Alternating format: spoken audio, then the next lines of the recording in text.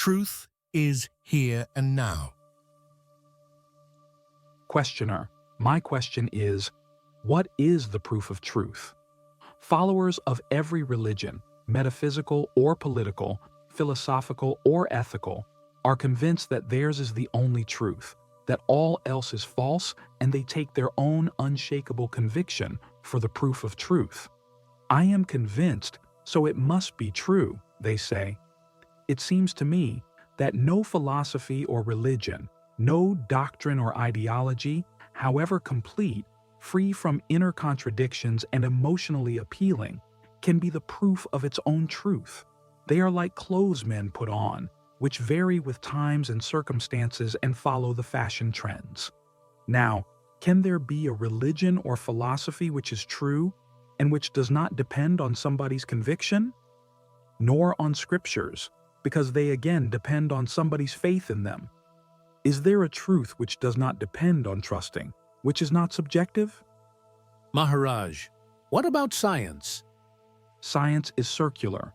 It ends where it starts, with the senses. It deals with experience, and experience is subjective. No two persons can have the same experience, though they may express it in the same words. You must look for truth beyond the mind. Sir, I have had enough of trances. Any drug can induce them cheaply and quickly. Even the classical samadhis, caused by breathing or mental exercises, are not much different. There are oxygen samadhis and carbon dioxide samadhis and self-induced samadhis, caused by repetition of a formula or a chain of thoughts. Monotony is soporific. I cannot accept samadhi, however glorious, as a proof of truth. Samadhi is beyond experience. It is a qualityless state. The absence of experience is due to inattention. It reappears with attention.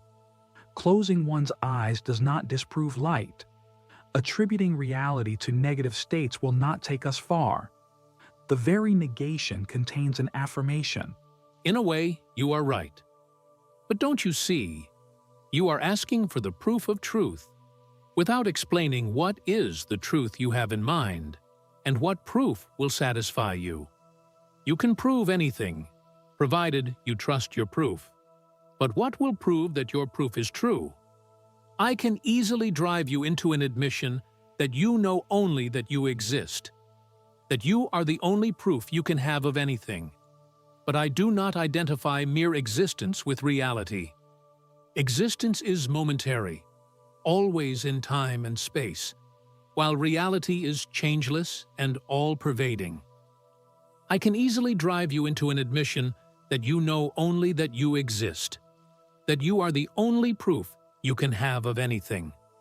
But I do not identify mere existence with reality. Existence is momentary, always in time and space, while reality is changeless and all-pervading. Sir, I do not know what is truth and what can prove it. Do not throw me on my own resources. I have none. Here you are the truth knower, not me. You refuse testimony as the proof of truth. The experience of others is of no use to you. You reject all inference from the concurring statements of a vast number of independent witnesses. So it is for you to tell me what is the proof that will satisfy you. What is your test of a valid proof? Honestly, I do not know what makes a proof. Not even your own experience? Neither my experience nor even existence. They depend on my being conscious. And your being conscious depends on what? I do not know. Formerly, I would have said, on my body. Now I can see that the body is secondary, not primary, and cannot be considered as an evidence of existence. I am glad you have abandoned the the body idea, the main source of error and suffering.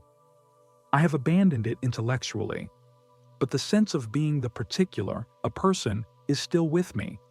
I can say, I am. But what I am, I cannot say. I know I exist, but I do not know what exists. Whichever way I put it, I face the unknown. Your very being is the real. Surely we are not talking of the same thing. I am not some abstract being. I am a person, limited and aware of its limitations. I am a fact, but a most unsubstantial fact I am. There is nothing I can build on my momentary existence as a person. Your words are wiser than you are. As a person, your existence is momentary. But are you a person only? Are you a person at all? How am I to answer? My sense of being proves only that I am. It does not prove anything which is independent of me. I am relative, both creature and creator of the relative, the absolute proof of the absolute truth. What is it? Where is it? Can the mere feeling I am be the proof of reality? Of course not. I am and the world is are related and conditional. They are due to the tendency of the mind to project names and shapes. Names and shapes and ideas and convictions, but not truth.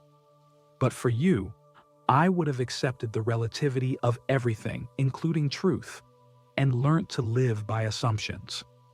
But then I meet you and hear you talking of the absolute as within my reach, and also as supremely desirable. Words like peace, bliss, eternity, immortality catch my attention as offering freedom from pain and fear. My inborn instincts, pleasure-seeking and curiosity are roused, and I begin to explore the realm you have opened. All seems most attractive, and naturally I ask, is it attainable? Is it real? You are like a child that says, "Prove that the sugar is sweet, then only I shall have it." The proof of the sweetness is in the mouth, not in the sugar. To know it is sweet, you must taste it. There is no other way. Of course, you begin by asking, "Is it sugar? Is it sweet?" And you accept my assurance until you taste it. Then only all doubts dissolve, and your knowledge becomes first-hand and unshakable. I do not ask you to believe me. Just trust me enough to begin with. Every step proves or disproves itself. You seem to want the proof of truth to precede truth. And what will be the proof of the proof? You see, you are falling into a regress. To cut it, you must put a stop to asking for proofs and accept, for a moment only, something as true. It does not really matter what it is. It may be God, or me, or your own self. In each case, you accept something, or somebody, unknown as true. Now, if you act on the truth you have accepted, even for a moment, very soon you will be brought to the next step. It is like climbing a tree in the dark. You can get hold of the next branch only when you are perched on the previous one. In science, it is called the experimental approach. To prove a theory, you carry out an experiment according to the operational instructions left by those who have made the experiment before you. In spiritual search, the chain of experiments one has to make is called yoga. There are so many yogas. Which to choose? Of course, every jnani will suggest the path of his own attainment as the one he knows most intimately. But most of them are very liberal and adapt their advice to the needs of the inquirer. All the paths take you to the purification of the mind. The impure mind is opaque to truth. The pure mind is transparent. Truth can be seen through it easily and clearly. I am sorry, but I seem unable to convey my difficulty. I am asking about the proof of truth and am being given the methods of attaining it. Assuming I follow the methods and attain some most wonderful and desirable state, how do I come to know that my state is true? Every religion begins with faith and promises some ecstasy. Is the ecstasy of the real or the product of faith? For, if it is an induced state, I shall have nothing to do with it. Take Christianity that says, Jesus is your Savior, believe and be saved from sin. When I ask a sinning Christian how is it that he has not been saved from sin in spite of his faith in Christ, he answers, My faith is not perfect. Again, we are in the vicious circle. Without perfect faith, no salvation.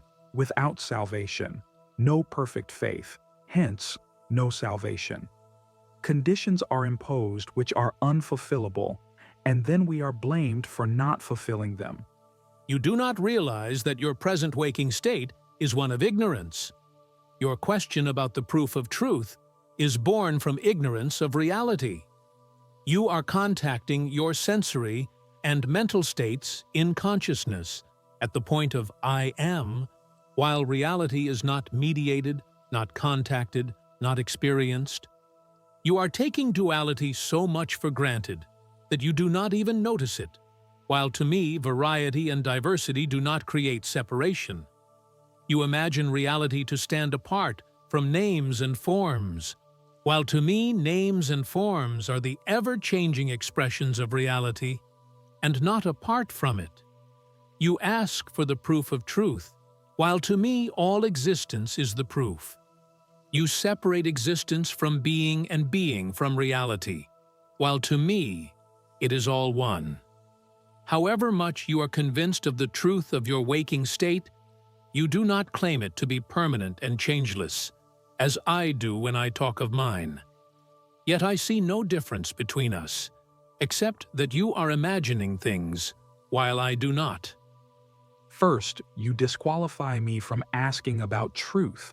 Then you accuse me of imagination. What is imagination to you is reality to me. Until you investigate, I am not accusing you of anything. I am only asking you to question wisely. Instead of searching for the proof of truth, which you do not know, go through the proofs you have of what you believe to know. You will find you know nothing for sure. You trust on hearsay. To know the truth, you must pass through your own experience. I am mortally afraid of samadhis and other trances, whatever their cause. A drink, a smoke, a fever, a drug, breathing, singing, shaking, dancing, whirling, praying, sex or fasting, mantras or some vertiginous abstraction can dislodge me from my waking state and give me some experience. Extraordinary because unfamiliar. But when the cause ceases, the effect dissolves and only a memory remains, haunting but fading. Let us give up all means and their results, for the results are bound by the means. Let us put the question anew. Can truth be found? Where is the dwelling place of truth where you could go in search of it? And how will you know that you have found it? What touchstone do you bring with you to test it? You are back at your initial question. What is the proof of truth? There must be something wrong with the question itself, for you tend to repeat it again and again. Why do you ask what are the proofs of truth? Is it not because you do not know truth firsthand, and you are afraid that you may be deceived? You imagine that truth is a thing which carries the name truth, and that it is advantageous to have it, provided it is genuine. Hence your fear of being cheated. You are shopping for truth, but you do not trust the merchants. You are afraid of forgeries and imitations. I am not afraid of being cheated. I am afraid of cheating myself. But you are cheating yourself in your ignorance of your true motives. You are asking for truth, but in fact, you merely seek comfort, which you want to last forever. Now, nothing, no state of mind, can last forever. In time and space, there is always a limit, because time and space themselves are limited. And in the timeless, the words forever have no meaning. The same with the proof of truth. In the realm of non-duality, everything is complete, its own proof, meaning, and purpose. Where all is one, no supports are needed. You imagine that permanence is the proof of truth, that what lasts longer is somehow more true. Time becomes the measure of truth. And since time is in the mind becomes the arbiter, and searches within itself for the proof of truth, a task altogether impossible and hopeless. Sir, were you to say, nothing is true, all is relative, I would agree with you.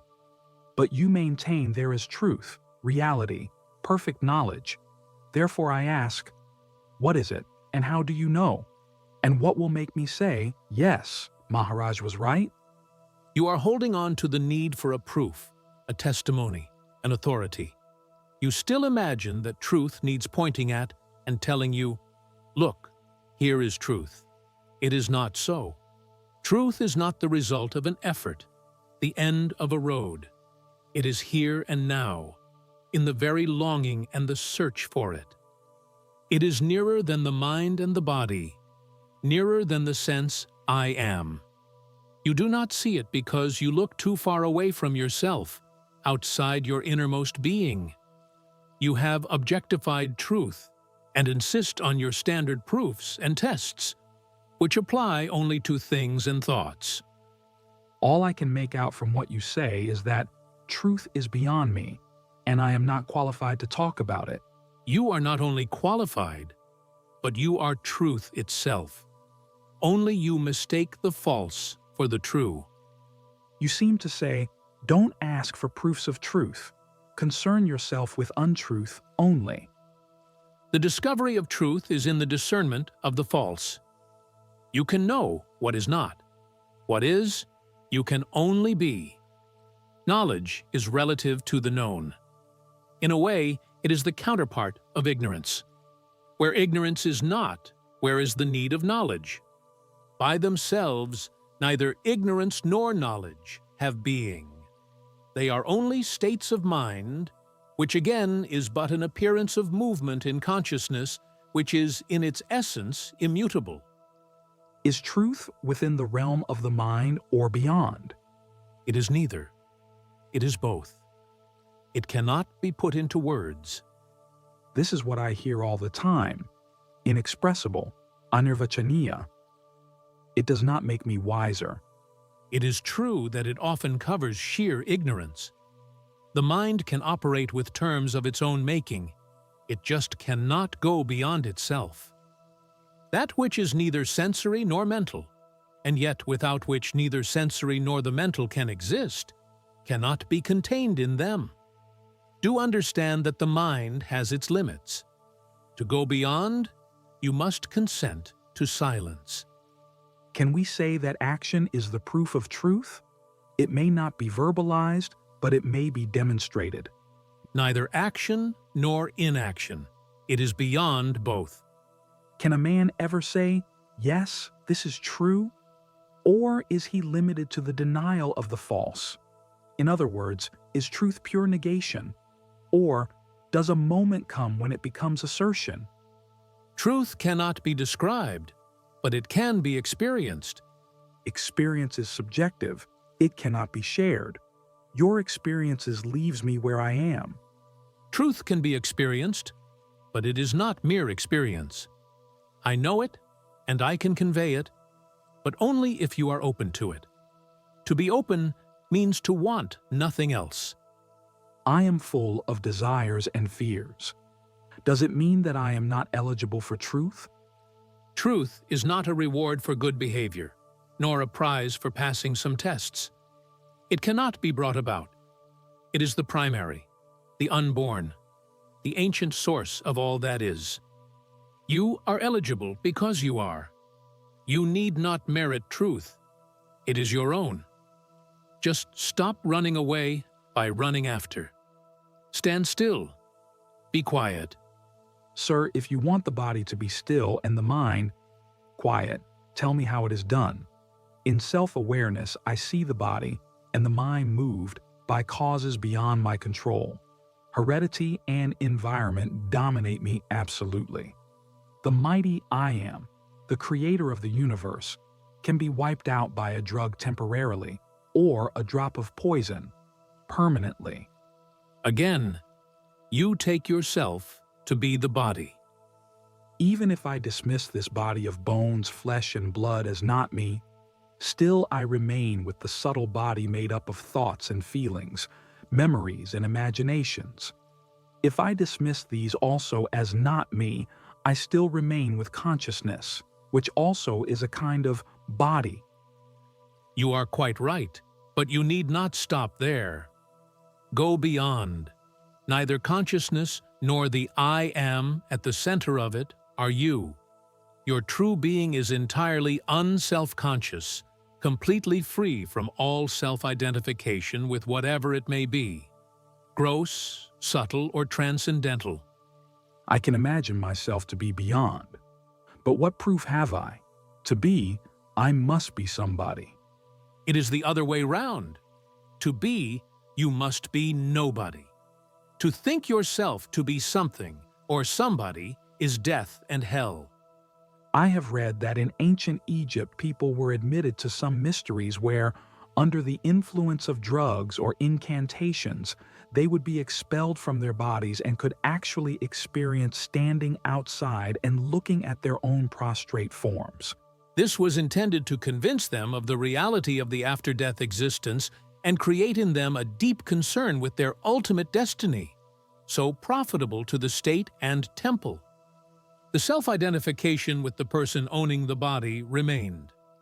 The body is made of food, as the mind is made of thoughts. See them as they are. Non-identification, when natural and spontaneous, is liberation. You need not know what you are. Enough to know what you are not. What you are, you will never know, for every discovery reveals new dimensions to conquer. The unknown has no limits. Does it imply ignorance forever? It means that ignorance never was. Truth is in the discovery, not in the discovered. And to discovery, there is no beginning and no end. Question the limits. Go beyond. Set yourself tasks apparently impossible. This is the way. In peace and silence, you grow. Questioner. The Indian tradition tells us that the guru is indispensable. What is he indispensable for? A mother is indispensable for giving the child a body. But the soul she does not give. Her role is limited. How is it with the guru? Is his role also limited? And if so, to what? Or is he indispensable generally, even absolutely? Maharaj, the innermost light, shining peacefully and timelessly in the heart, is the real guru. All others merely show the way. I am not concerned with the inner guru, only with the one that shows the way. There are people who believe that without a guru, yoga is inaccessible. They are ever in search of the right guru, changing one for another. Of what value are such gurus? They are temporary, time-bound gurus. You find them in every walk of life. You need them for acquiring any knowledge or skill. A mother is only for a lifetime. She begins at birth and ends at death. She is not forever. Similarly, the time-bound guru is not forever. He fulfills his purpose and yields his place to the next. It is quite natural, and there is no blame attached to it. For every kind of knowledge or skill, do I need a separate guru? There can be no rule in these matters, except one: the outer is transient, the innermost permanent and changeless, though ever new in appearance and action. What is the relation between the inner and the outer gurus? The outer represent the inner. The inner accepts the outer, for a time. Whose is the effort? The disciples, of course. The outer guru gives the instructions, the inner sends the strength. The alert application is the disciples. Without will, intelligence, and energy on the part of the disciple, the outer guru is helpless. The inner guru bids his chance. Obtuseness and wrong pursuits bring about a crisis, and the disciple wakes up to his own plight. Wise is he who does not wait for a shock, which can be quite rude. Is it a threat? Not a threat, a warning. The inner guru is not committed to nonviolence. He can be quite violent at times, to the point of destroying the obtuse or perverted personality. Suffering and death, as life and happiness, are his tools of work. It is only in duality that non-violence becomes the unifying law. Has one to be afraid of his own self? Not afraid, for the self means well. But it must be taken seriously. It calls for attention and obedience. When it is not listened to, it turns from persuasion to compulsion.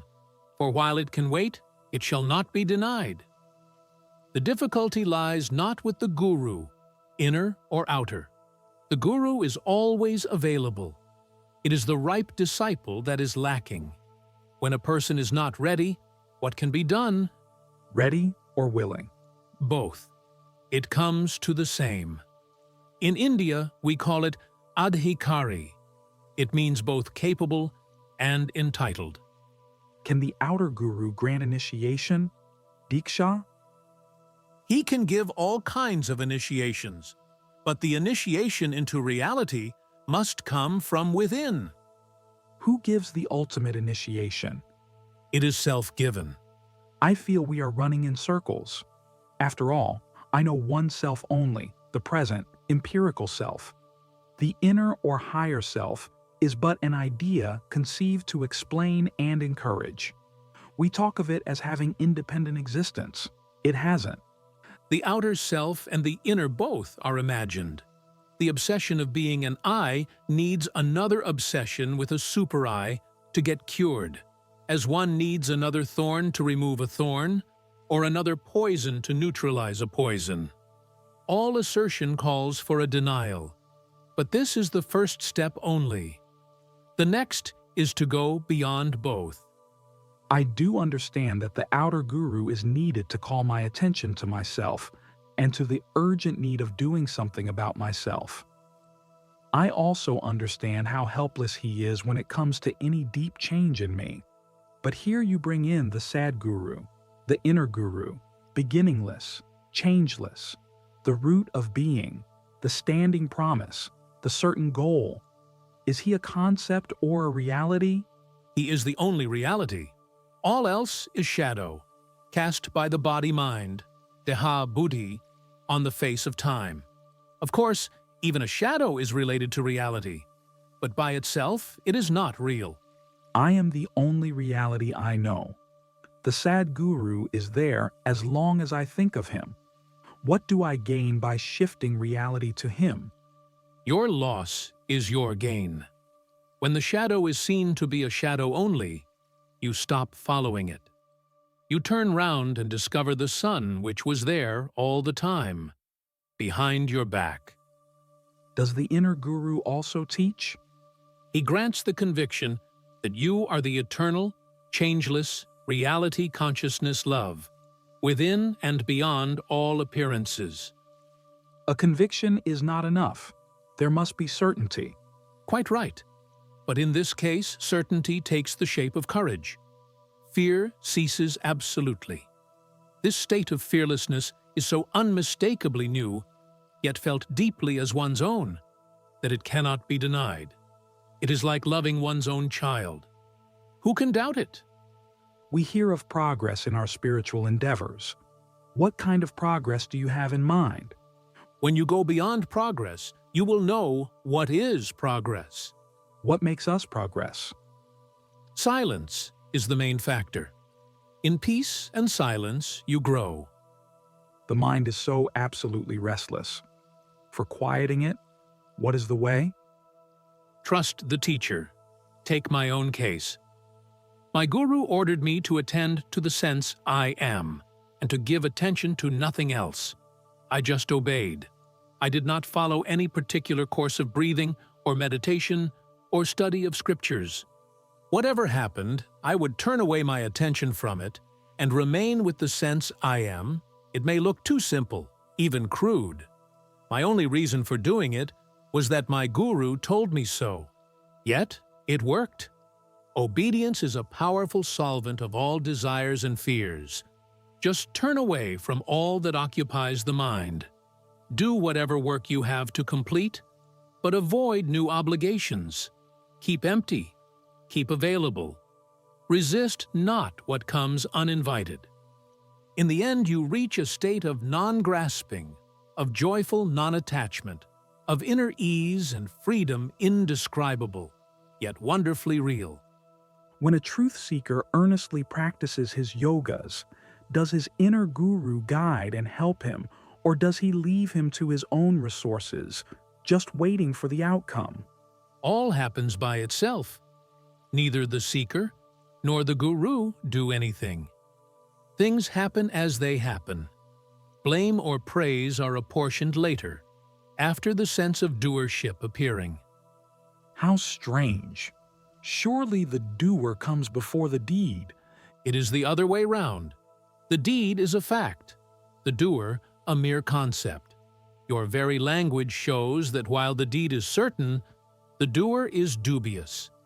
Shifting responsibility is a game peculiarly human. Considering the endless list of factors required for anything to happen, one can only admit that everything is responsible for everything, however remote. Doership is a myth born from the illusion of me and the mine. How powerful the illusion? No doubt, because based on reality. What is real in it? Find out by discerning and rejecting all that is unreal. I have not understood well the role of the inner self in spiritual endeavor. Who makes the effort? Is it the outer self or the inner? You have invented words like effort, inner, outer, self, etc., and seek to impose them on reality. Things just happen to be as they are, but we want to build them into a pattern, laid down by the structure of our language. So strong is this habit that we tend to deny reality to what cannot be verbalized. We just refuse to see that words are mere symbols, related by convention and habit to repeated experiences. What is the value of spiritual books? They help in dispelling ignorance. They are useful in the beginning, but become a hindrance in the end. One must know when to discard them. What is the link between Atma and Sattva, between the self and the universal harmony? As between the sun and its rays, harmony and beauty, understanding and affection are all expressions of reality. It is reality in action, the impact of the spirit on matter. Tamas obscures, Rajas distorts, Sattva harmonizes. With the maturing of the Sattva, all desires and fears come to an end. The real being is reflected in the mind undistorted. Matter is redeemed, spirit revealed. The two are seen as one. They were always one, but the imperfect mind saw them as two. Perfection of the mind is the human task, for matter and spirit meet in the mind. I feel like a man before a door. I know the door is open, but it is guarded by the dogs of desire and fear. What am I to do? Obey the teacher and brave the dogs. Behave as if they were not there. Again, obedience is the golden rule. Freedom is won by obedience. To escape from prison, one must unquestioningly obey instructions sent by those who work for one's release. The words of the guru, when merely heard, have little power. One must have faith to obey them. What creates such faith? When the time comes, faith comes. Everything comes in time. The guru is always ready to share, but there are no takers. Yes, Sri Ramana Maharshi used to say, "Gurus there are many, but where are the disciples?" Well, in the course of time, everything happens. All will come through, not a single soul, jiva, shall be lost. I am very much afraid of taking intellectual understanding for realization. I may talk of truth without knowing it, and may know it without a single word said. I understand these conversations are going to be published. What will be their effect on the reader? In the attentive and thoughtful reader, they will ripen and bring out flowers and fruits. Words based on truth, if fully tested, have their own power. To know that you do not know is true knowledge. Maharaj, there is the body. Inside the body appears to be an observer, and outside, a world under observation. The observer and his observation, as well as the world, observed all appear and disappear together. Beyond it all, there is void. This void is one for all. Questioner, what you say appears simple, but not everyone would say it. It is you and you alone who talks of the three and the void beyond. I see the world only, which includes all. Even the I am? Even the I am. The I am is there because the world is there. And the world is there because the I am is there. Yes, it goes both ways. I cannot separate the two, nor go beyond. I cannot say something is unless I experience it, as I cannot say something is not, because I do not experience it. What is it that you experience that makes you speak with such assurance? I know myself as I am, timeless, spaceless, causeless. You happen not to know, being engrossed as you are in other things. Why am I so engrossed? Because you are interested. What makes me interested? Fear of pain, desire for pleasure. Pleasant is the ending of pain, and painful the end of pleasure. They just rotate in endless succession. Investigate the vicious circle till you find yourself beyond it. Don't I need your grace to take me beyond? The grace of your inner reality is timelessly with you. Your very asking for grace is a sign of it. Do not worry about my grace, but do what you are told. The doing is the proof of earnestness, not the expecting of grace. What am I to be earnest about? Assiduously investigate everything that crosses your field of attention. With practice, the field will broaden and investigation deepen until they become spontaneous and limitless. Are you not making realization the result of practice? Practice operates within the limitations of physical existence. How can it give birth to the unlimited? Of course, there can be no causal connection between practice and wisdom. But the obstacles to wisdom are deeply affected by practice. What are the obstacles? Wrong ideas and desires leading to wrong actions, causing dissipation and weakness of mind and body. The discovery and abandonment of the false remove what prevents the real entering the mind. I can distinguish two states of mind. I am and the world is. They arise and subside together. People say, I am because the world is. You seem to say, the world is because I am. Which is true? Neither. The two are one and the same state, in space and time. Beyond, there is the timeless. What is the connection between time and the timeless? The timeless knows the time. The time does not know the timeless. All consciousness is in time, and to it, the timeless appears unconscious. Yet, it is what makes consciousness possible. Light shines in darkness. In light, darkness is not visible. Or, you can put it the other way. In the endless ocean of light, clouds of consciousness appear, dark and limited, perceivable by contrast. These are mere attempts to express in words something very simple, yet altogether inexpressible. Words should serve as a bridge to cross over. Word refers to a state of mind, not to reality. The river, the two banks, the bridge across, these are all in the mind. Words alone cannot take you beyond the mind.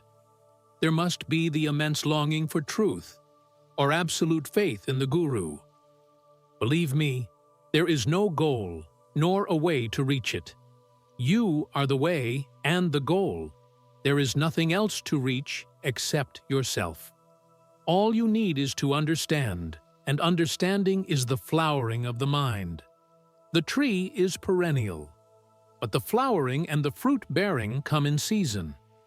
The seasons change, but not the tree. You are the tree. You have grown numberless branches and leaves in the past, and you may grow them also in the future. Yet you remain. Not what was or shall be must you know, but what is. Yours is the desire that creates the universe. Know the world as your own creation, and be free. You say the world is the child of love, when I know the horrors the world is full of, the wars, the concentration camps, the inhuman exploitations. How can I own it as my own creation? However limited I am, I could not have created so cruel a world. Find to whom this cruel world appears, and you will know why it appears so cruel.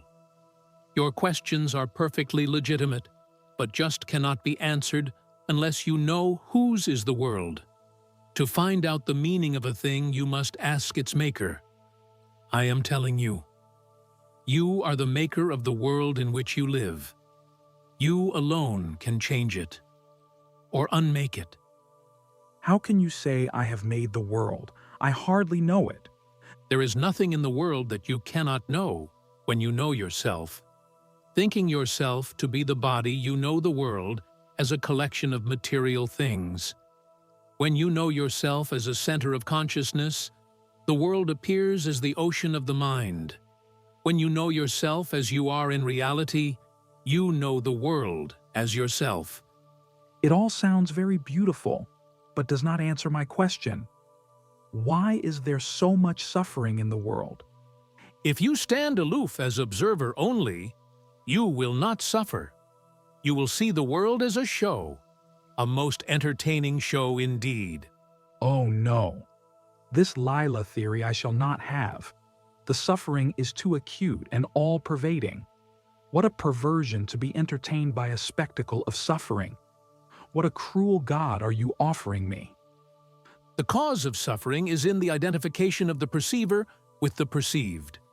Out of it, desire is born, and with desire, blind action, unmindful of results. Look round, and you will see. Suffering is a man-made thing. Were a man to create his own sorrow only, I would agree with you. But in his folly, he makes others suffer. A dreamer has his own private nightmare, and none suffers but himself. But what kind of dream is it that plays havoc in the lives of others? Descriptions are many and contradictory. Reality is simple. All is one. Harmony is the eternal law. None compels to suffer. It is only when you try to describe and explain that the words fail you. I remember Gandhiji telling me once that the self is not bound by the law of nonviolence, ahimsa. The self has the freedom to impose suffering on its expressions in order to set them right. On the level of duality, it may be so, but in reality, there is only the source, dark in itself, making everything shine. Unperceived, it causes perception. Unfelt, it causes feeling. Unthinkable, it causes thought. Non-being, it gives birth to being. It is the immovable background of motion. Once you are there, you are at home everywhere. If I am that, then what causes me to be born? The memory of the past unfulfilled desires traps energy, which manifests itself as a person. When its charge gets exhausted, the person dies. Unfulfilled desires are carried over into the next birth. Self-identification with the body creates ever-fresh desires, and there is no end to them unless this mechanism of bondage is clearly seen. It is clarity that is liberating, for you cannot abandon desire unless its causes and effects are clearly seen. I do not say that the same person is reborn. It dies and dies for good. But its memories remain, and their desires and fears. They supply the energy for a new person. The real takes no part in it, but makes it possible by giving it the light. My difficulty is this. As I can see, every experience is its own reality. It is there, experienced. The moment I question it and ask to whom it happens, who is the observer, and so on, the experience is over and all I can investigate is only the memory of it. I just cannot investigate the living moment, the now. My awareness is of the past, not of the present. When I am aware, I do not really live in the now, but only in the past. Can there really be an awareness of the present? What you are describing is not awareness at all, but only thinking about the experience. True awareness, samvid, is a state of pure witnessing, without the least attempt to do anything about the event witnessed. Your thoughts and feelings, words and actions may also be a part of the event. You watch all unconcerned in the full light of clarity and understanding. You understand precisely what is going on, because it does not affect you. It may seem to be an attitude of cold aloofness, but it is not really so. Once you are in it, you will find that you love what you see, whatever may be its nature. This choiceless love is the touchstone of awareness. If it is not there, you are merely interested, for some personal reasons. As long as there are pain and pleasure, one is bound to be interested. And as long as one is conscious, there will be pain and pleasure. You cannot fight pain and pleasure on the level of consciousness. To go beyond them, you must go beyond consciousness, which is possible only when you look at consciousness as something that happens to you and not in you, as something external, alien, superimposed. Then, suddenly, you are free of consciousness, really alone, with nothing to intrude, and that is your true state. Consciousness is an itching rash that makes you scratch. Of course, you cannot step out of consciousness, for the very idea of stepping out is in consciousness. But if you learn to look at your consciousness as a sort of fever, personal and private, in which you are enclosed like a chick in its shell, out of this very attitude will come the crisis which will break the shell. Buddha said that life is suffering. He must have meant that all consciousness is painful, which is obvious. And does death offer delivery? One who believes himself as having been born is very much afraid of death. On the other hand, to him who knows himself truly, death is a happy event. The Hindu tradition says that suffering is brought by destiny, and destiny is merited. Look at the immense calamities, natural or man-made, floods and earthquakes, wars and revolutions. Can we dare to think that each suffers for his own sins, of which he can have no idea? The billions who suffer, are they all criminals justly punished? Must one suffer only for one's own sins? Are we really separate? In this vast ocean of life, we suffer for the sins of others, and make others suffer for our sins. Of course, the law of balance rules supreme, and accounts are squared in the end. But while life lasts, we affect each other deeply. Yes, as the poet says, no man is an island. At the back of every experience is the self, and its interest in the experience. Call it desire, call it love. Words do not matter. Can I desire suffering? Can I deliberately ask for pain? Am I not like a man who made for himself a downy bed, hoping for a good night of sleep, and then he is visited by a nightmare and he tosses and screams in his dream? Surely it is not the love that produces nightmares. All suffering is caused by selfish isolation, by insularity and greed. When the cause of suffering is seen and removed, suffering ceases. I may remove my causes of sorrow, but others will be left to suffer. To understand suffering, you must go beyond pain and pleasure. Your own desires and fears prevent you from understanding and thereby helping others. In reality, there are no others, and by helping yourself, you help everybody else.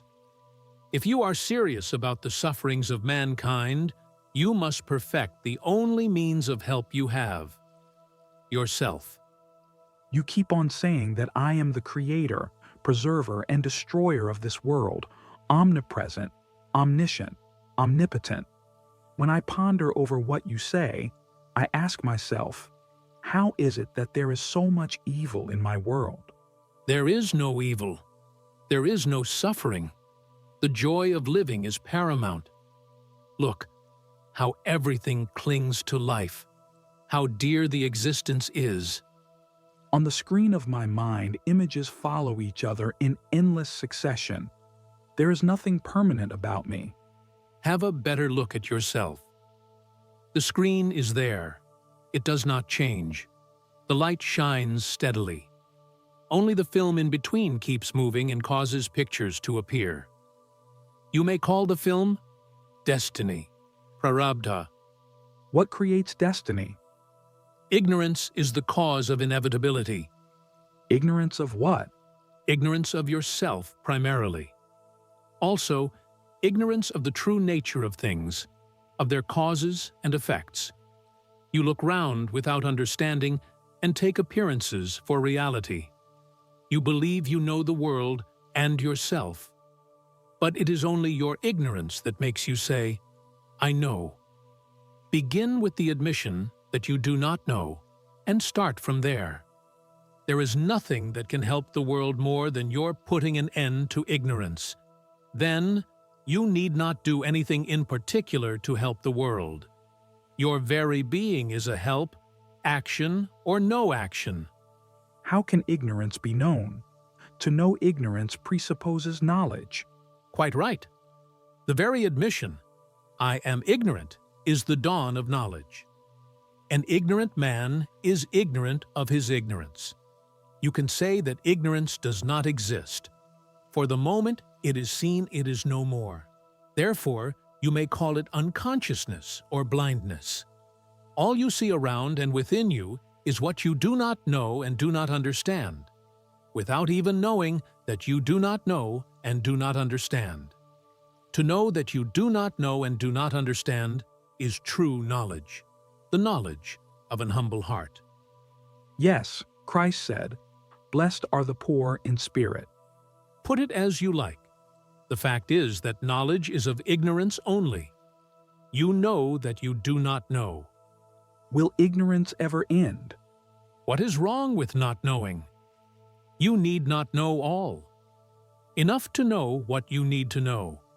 The rest can look after itself without your knowing how it does it. What is important is that your unconscious does not work against the conscious, that there is integration on all levels.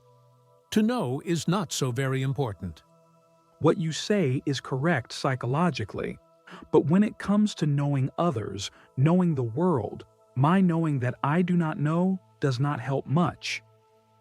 Once you are inwardly integrated, outer knowledge comes to you spontaneously. At every moment of your life, you know what you need to know. In the ocean of the universal mind, all knowledge is contained. It is yours on demand. Most of it you may never need to know, but it is yours all the same. As with knowledge, so it is with power. Whatever you feel needs be done happens unfailingly. No doubt, God attends to this business of managing the universe, but He is glad to have some help.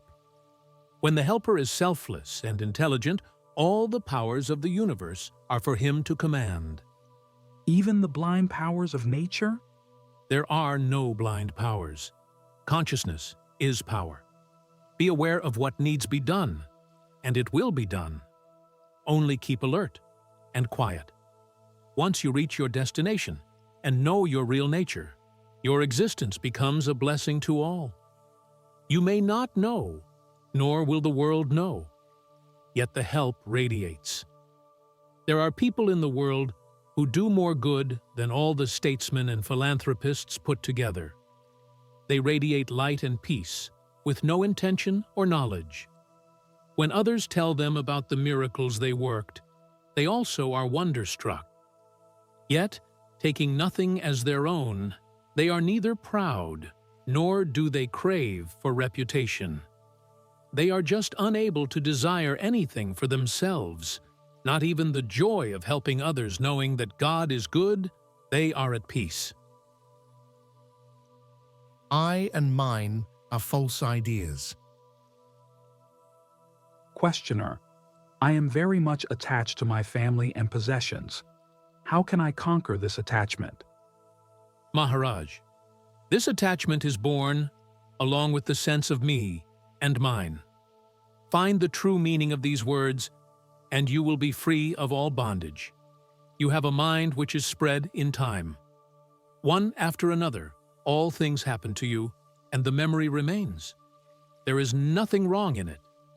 The problem arises only when the memory of past pains and pleasures, which are essential to all organic life, remains as a reflex dominating behavior. This reflex takes the shape of I and uses the body and the mind for its purposes, which are invariably in search for pleasure or flight from pain. When you recognize the I as it is, a bundle of desires and fears, and the sense of mine as embracing all things and people needed for the purpose of avoiding pain and securing pleasure, you will see that the I and the mine are false ideas, having no foundation in reality.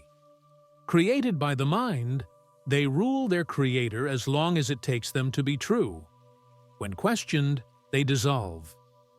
The I and mine, having no existence in themselves, need a support which they find in the body.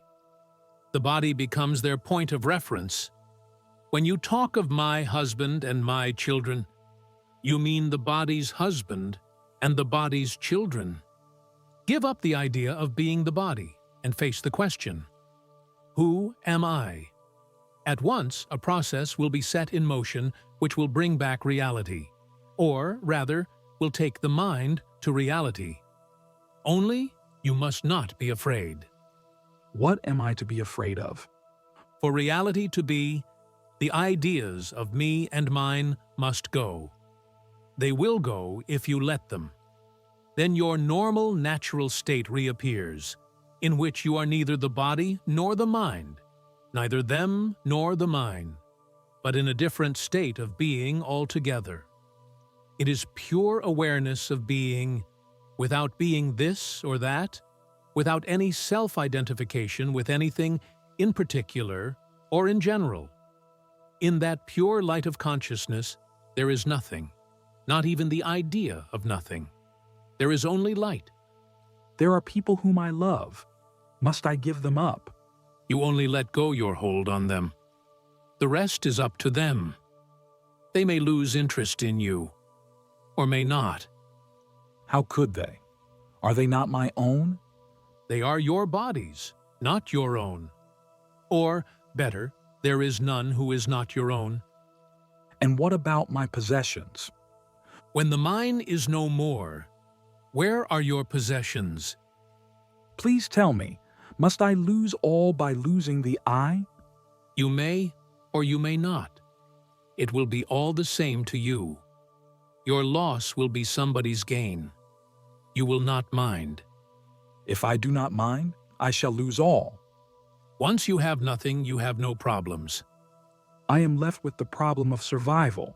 It is the body's problem, and it will solve it by eating, drinking, and sleeping. There is enough for all, provided all share. Our society is based on grabbing, not on sharing. By sharing, you will change it. I do not feel like sharing. Anyhow, I am being taxed out of my possessions. This is not the same as voluntary sharing. Society will not change by compulsion.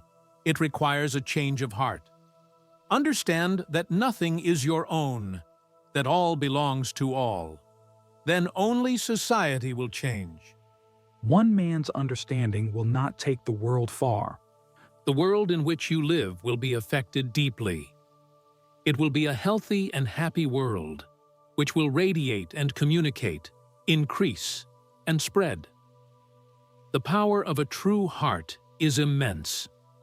Please tell us more. Talking is not my hobby. Sometimes I talk, sometimes I do not. My talking or not talking is a part of a given situation and does not depend on me. When there is a situation in which I have to talk, I hear myself talking. In some other situation, I may not hear myself talking. It is all the same to me. Whether I talk or not, the light and love of being what I am are not affected, nor are they under my control. They are, and I know they are. There is a glad awareness, but nobody who is glad. Of course, there is a sense of identity, but it is the identity of a memory track, like the identity of a sequence of pictures on the ever-present screen. Without the light and the screen, there can be no picture. To know the picture as the play of light on the screen gives freedom from the idea that the picture is real. All you have to do is to understand that you love the self and the self loves you, and that the sense I am is the link between you both. A token of identity in spite of apparent diversity. Look at the I am as a sign of love between the inner and the outer, the real and the appearance.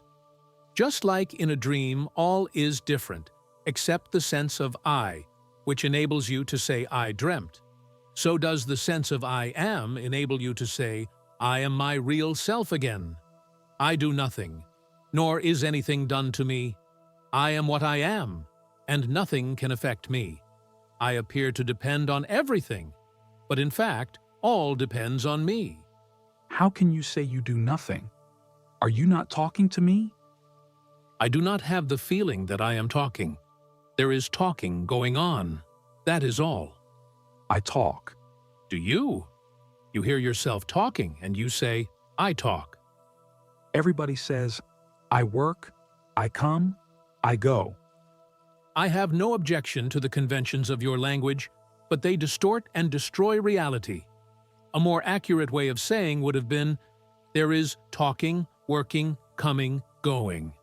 For anything to happen, the entire universe must coincide. It is wrong to believe that anything in particular can cause an event. Every cause is universal. Your very body would not exist without the entire universe contributing to its creation and survival. I am fully aware that things happen as they happen because the world is as it is. To affect the course of events, I must bring a new factor into the world, and such factor can only be myself, the power of love and understanding focused in me. When the body is born, all kinds of things happen to it, and you take part in them, because you take yourself to be the body. You are like the man in the cinema house, laughing and crying with the picture, though knowing fully well that he is all the time in his seat, and the picture is but the play of light. It is enough to shift attention from the screen to oneself to break the spell. When the body dies, the kind of life you live now, succession of physical and mental events, comes to an end. It can end even now. Without waiting for the death of the body, it is enough to shift attention to the self and keep it there. All happens as if there is a mysterious power that creates and moves everything. Realize that you are not the mover, only the observer, and you will be at peace. Is that power separate from me? Of course not. But you must begin by being the dispassionate observer. Then only will you realize your full being as the universal lover and actor. As long as you are enmeshed in the tribulations of a particular personality, you can see nothing beyond it.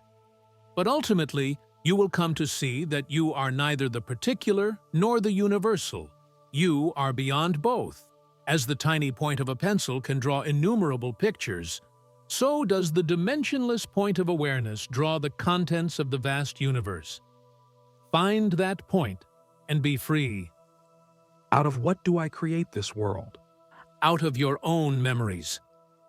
As long as you are ignorant of yourself as the creator, your world is limited and repetitive. Once you go beyond your self-identification with your past, You are free to create a new world of harmony and beauty, or you just remain, beyond being and non-being. What will remain with me if I let go my memories? Nothing will remain. I am afraid. You will be afraid until you experience freedom and its blessings. Of course, some memories are needed to identify and guide the body, and such memories do remain. But there is no attachment left to the body as such. It is no longer the ground for desire or fear. All this is not very difficult to understand and practice, but you must be interested. Without interest, nothing can be done. Having seen that you are a bundle of memories held together by attachment, step out and look from the outside. You may perceive for the first time something which is not memory. You cease to be a Mr. So-and-so, busy about his own affairs. You are at last at peace. You realize that nothing was ever wrong with the world. You alone were wrong, and now it is all over. Never again will you be caught in the meshes of desire born of ignorance.